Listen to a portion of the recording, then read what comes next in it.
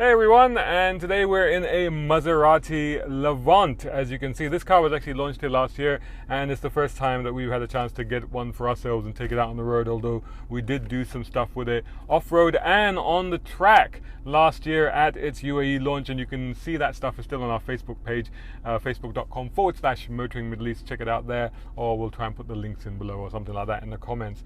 So what do you think of this baby? Have a look at it. It's like a upper medium compact luxury SUV. I sort of equate it to a Cayenne rival, that sort of thing.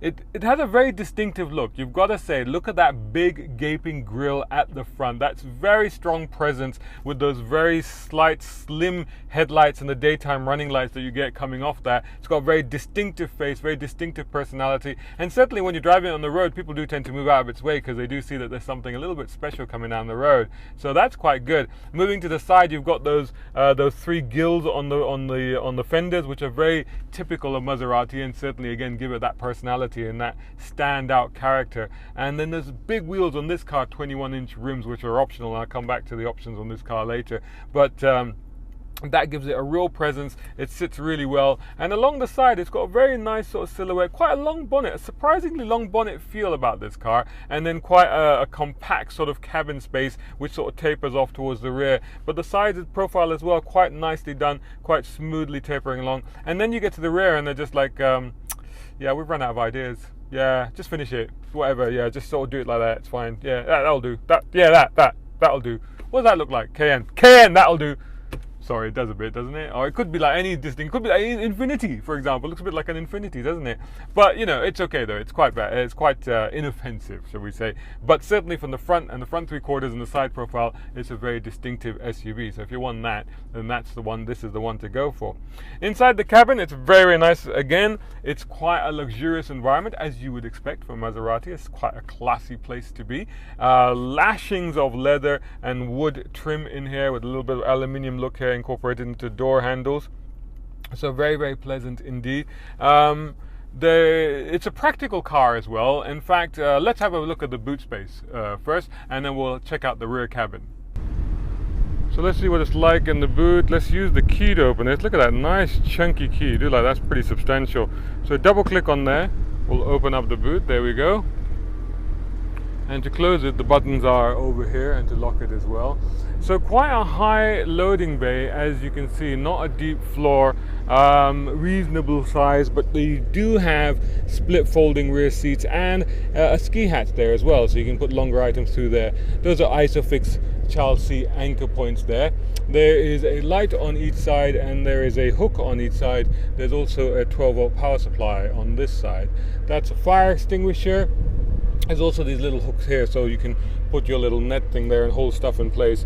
Over here you have, I think this is like a first aid safety kit as well, so that's quite good. Safety light, oh, even a pair of gloves, that's handy, isn't it? And a yellow jacket, so they look after you there. And underneath here is not more space, but actually tools and yellow triangle and stuff like that. And you can actually hold that up from there. Oh, there's a net up there as well, so I guess that's a net for holding stuff in there. Underneath here you have a space saver, so the collapsible tire and the battery and more tools.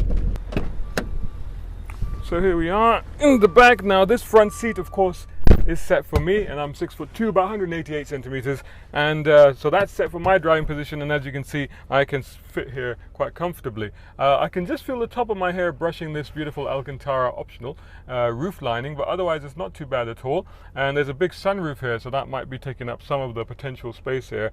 Over here, in terms of leg room, knee room is fine, not an issue at all. These scoops probably help. There's a little net there as well, and my feet are also quite comfortable under there. That's not a problem. Only issue is that this bit here from it just touches my shins here, and that could be annoying on a longer journey. But then I am longer legged, so that could be a problem.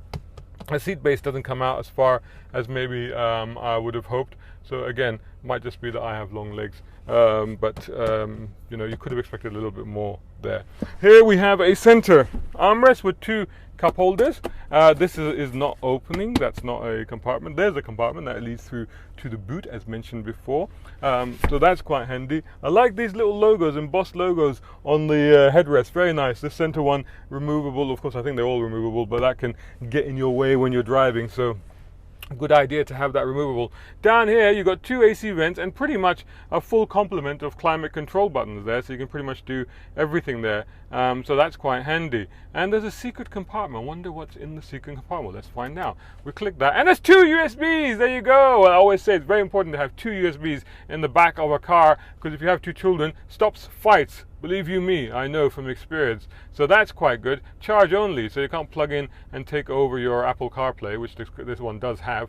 Another power supply, I'm assuming that has a cover, and somebody's probably pinched it in this car.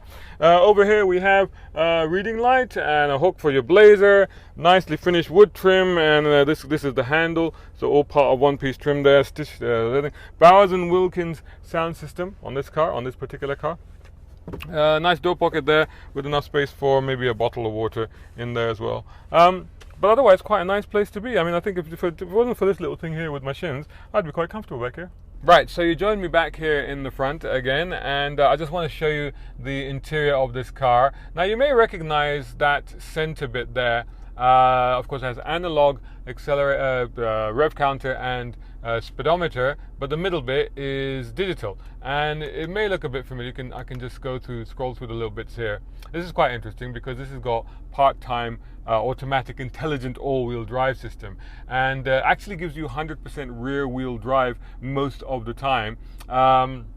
But it can go up to 50-50 if you needed to, and we did drive it off-road, and you know, it wasn't bad actually, even on the sand, even with these ridiculous 21-inch wheels and stuff like that. But who takes this sort of car off-road, honestly? I wouldn't really take it off-road. It can do it. Would you want to do it? I'm not so sure. It's a bit too nice to do that sort of thing, really. And adaptive cruise control on this car and all sorts of stuff. Now, if that looks familiar to you, then these controls here on the steering wheel might also look familiar to you, and you might also find it familiar that there are two buttons on the back of this spoke and on this spoke. Then the stalk might look familiar to you as well. And then the buttons down here, the starter button and the light switch button, and also these buttons over here. Now, of course, there is a lot of Chrysler content in here. Let's be honest, because of the marriage between Fiat and Chrysler, we have a lot of stuff in here.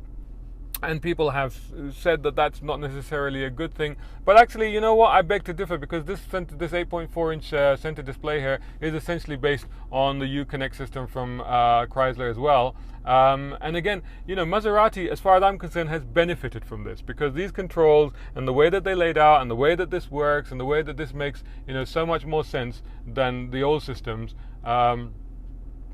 You know, it's more intuitive, it makes more sense, it works well, you know, the navigation is good, you know, it works, you know. Whereas, honestly speaking, I have to say, with the old Maseratis, you know, you used to find that it was all a little bit confusing. The ergonomics wasn't great and the buttons just didn't make any sense.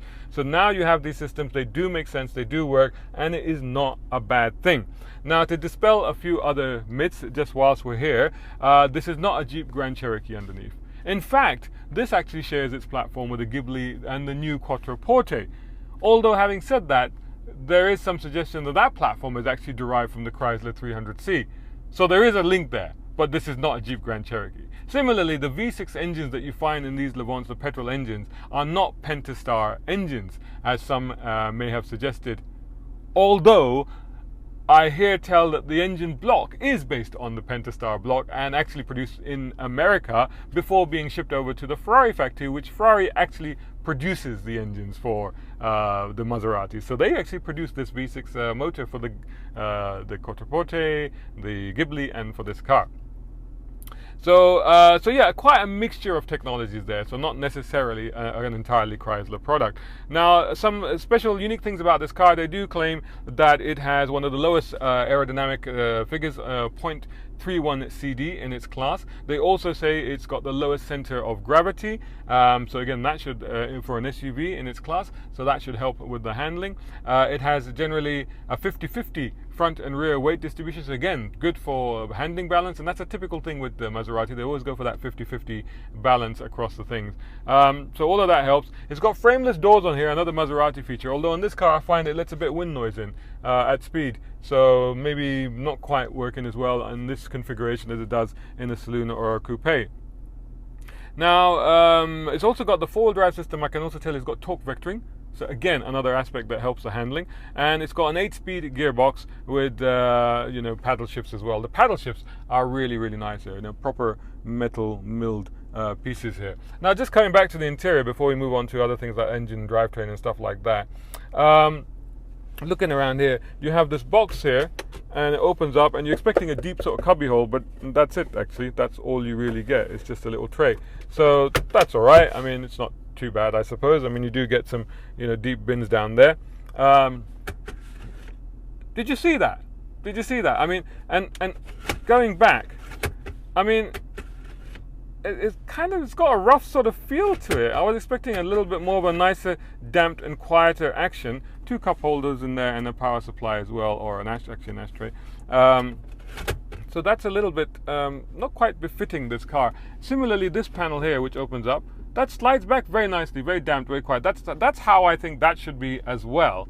And in here you've got, whilst I'm here, an aux, a USB, and an SD card. But having said that, you don't, normally you think push it and it would slide back. It doesn't do that. So you have to pull it, and then it's got this weird sort of, so that's good, but you pull it and it's got this weird sort of thing. So that's a bit weird. Now this controller here, this one here, it actually controls the menu. But honestly, it's a bit redundant because really it's a good touchscreen, so you just use the touchscreen. And you need to think about that too much to do it. The button on the top is actually volume control. So that just affects the volume, and the volume control is behind the steering wheel as well. And these buttons are menu buttons for that. There's actually 5 ride heights available in this car, and it can go, if you go over 120 kilometers per hour, it drops itself 20 millimeters. So it goes quite low. It's got 2 sports settings that it goes down to.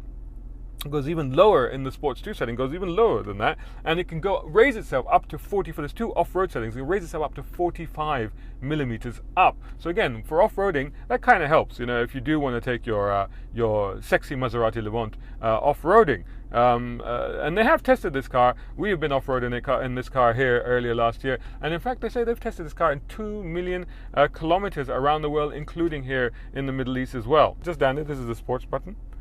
Two stages. Press it once, you can hear the sports. I don't know if you can make that out. You can hear the sports exhaust comes on. And I'll talk about that later on when we're driving. That's the off-road button. That's for slippery conditions. That's 2 sport modes, so and traction control, and that's memories and stuff like that. I'll talk about the transmission as well.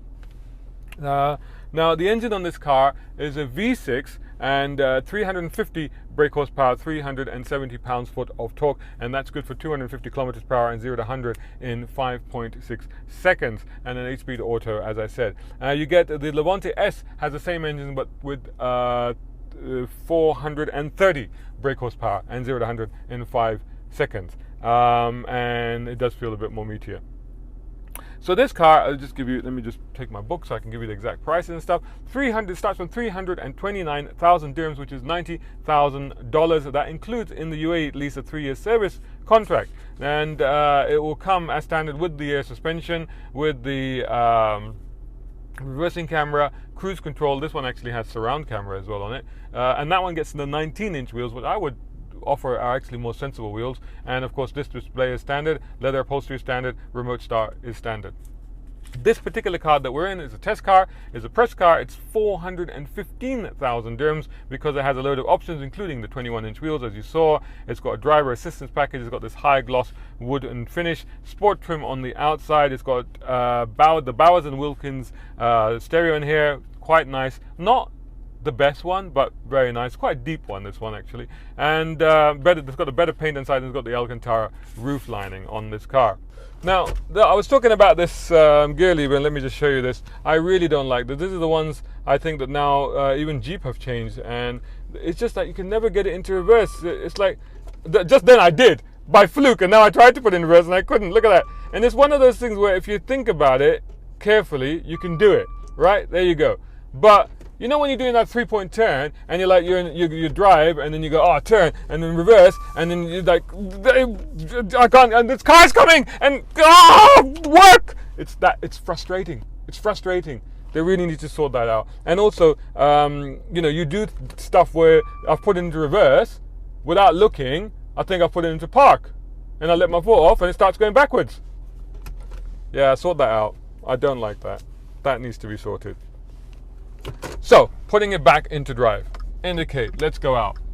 So this thing, like I said, has got torque vectoring control and the lower center of gravity, and the handling is not bad. I mean, this is in normal mode. In normal mode, the body does pitch quite a bit, as you can see, even just in this little corner here, and you get a little bit of body roll. Put it into sport, and it is much, much firmer. The body control is much tighter. But that's just a speed bump. So the ride really could be better, because it does make a bit of a meal of speed bumps. Here, look at this. That's not even a speed bump. That was just a little bump in the road. So the ride really, and it could be these are just yellow stripes. You can hear them, you know. The ride, I mean, it could be down to the bigger wheels, the 21-inch wheels that are on this car, which personally I think are a bit silly, really. But in a car like this, which is supposed to be a comfortable family luxury compact SUV, I'd expect the ride to be a little bit better. Now, we're getting up to speed here, and let me just put this back into speedometer so I can keep an eye on what speed we're doing. I always like to have it on speedometer. There you go. And if I put this now into sports, I'm going to try to be quiet for a minute. Picked up a little bit boomy. Now, you can hear that boominess. I don't know if you can make that out. Now, yes, it improves the engine note. It makes it boomy at lower revs, and you get a bit more response from the transmission. The suspension settles as well. But around town, I don't really see the benefit of it, even in terms of the sound. I'm going against type here, because normally when I jump into a Maserati, for example a Gran Turismo with the V8, I drive it in sports everywhere. I drive it in the loudest mode, which is over 100 decibels. I drive it everywhere because it sounds magnificent. Now this one, if you rev it, so if I go, I just clear a little bit of a gap and punch it. So when it gets up to like 5,000, 400 to 5,000, it starts to sound quite nice. But otherwise, it's just quite boomy. And like I said, if we go into sports here and go around this corner, and again, now there's much less body lean. It is much better controlled. So that sports suspension, that adaptive suspension, definitely makes a difference there when it comes to the sporty aspect of it.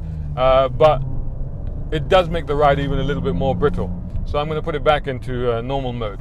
And like I said, I don't really see the benefit of this car, seeing it as a family car, to keeping it in that mode. If you're on your own and you're on a country road and you want to thrash it a little bit, that's when you'll go into that mode. But otherwise, I don't think you would bother. The steering feel is okay. It's not bad at all for an SUV. And despite the fact that it's got that intelligent four-wheel drive and that torque vectoring, which is supposed to pull it around the corner, you do ultimately feel a little bit of understeer, but it's just a fractional bit of understeer. So just around here, for example, and good turning, good holding on, really reasonable grip. But just, you can just fractionally feel that there is a little bit of understeer in the car. But being as this is an SUV, being of the type of car that it is, that's actually very commendable the way it handles. So the handling actually is very good on this car. Performance, like I said, kick down, it's not bad. It picks up its skirts and it goes, It takes just a microsecond or so to figure out what you want from it, but otherwise it goes. Visibility all around isn't too bad. It's just those headrests in the back take up some of the rear view, but it has quite big wing mirrors, so they quite help actually in maneuvering this car around. And for car parks and stuff, it does have the surround view, and that's really helpful to get it into multi-stories and car parking spaces and stuff like that. So overall though, generally, and the seats are very comfortable, by the way, very comfortable. Not so many adjustments, and I like that, very simple, very straightforward, but nicely contoured, nicely supportive, and just straightforward. Just you can get in the car, you're comfortable straight away. And again, with the controls, very easy to use, very intuitive, make total sense. So in that sense, it's a very friendly car to just get into it and drive. So in conclusion, actually, I'd like to touch on that a little bit, because to me, I wonder if that's Maserati losing something there, because for the vast majority of customers that are now coming to Maserati, and this is supposed to be a car that is converting people to the brand, and I suspect that is what it's doing, for them, this is a very easy car to adapt to stomach, to get used to, because it's been designed that way. But to me, I've always known Maserati as a kind of Maserati, the M in Maserati to me stands for maverick. Stands for something that stands out, it's different, it takes its own route, it does something that completely contrary to everything else. Every time I got into an old Maserati, I'd be totally flummoxed by the controls, and I'd forget them every time, even though, no matter how many times I drove it. But I would always find that quite entertaining and interesting and charismatic, you know. You never know what warning lights and stuff would come on in the cars, because they nearly always did. This one hasn't missed a beat in, you know, whatever 3 days, 4 days I've had it. This is new Maserati. Easy to live with, easy to drive, easy to get used to. But without some of that off-the-wall wackiness, that personality that older Maseratis were known for. Personally, I feel it's lost some of its Maseratiness, but if you're looking for a luxury, charming Italian SUV to take your family around in, by all means go and have a look at this car, because it definitely ticks most of those boxes, and I think that it's generally a very likable car. Just they could improve some of this fittings and finish. I mean, even this bit, you know. So that's pretty much it.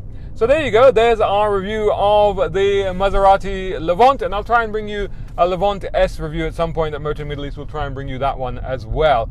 So that's all for now. Do please let us know what you thought of the review and what you think of this car, and do please follow us on motoringme.com and all the social media channels. Just search for Motoring Middle East on Facebook, Instagram and Twitter, and you'll find us. And if you're watching this on YouTube, and you can also find us by just typing in Motoring Middle East, but if you're watching us on YouTube, please do subscribe and share and, you know, spread the love. That would be great. Thanks so much for watching. Till the next one.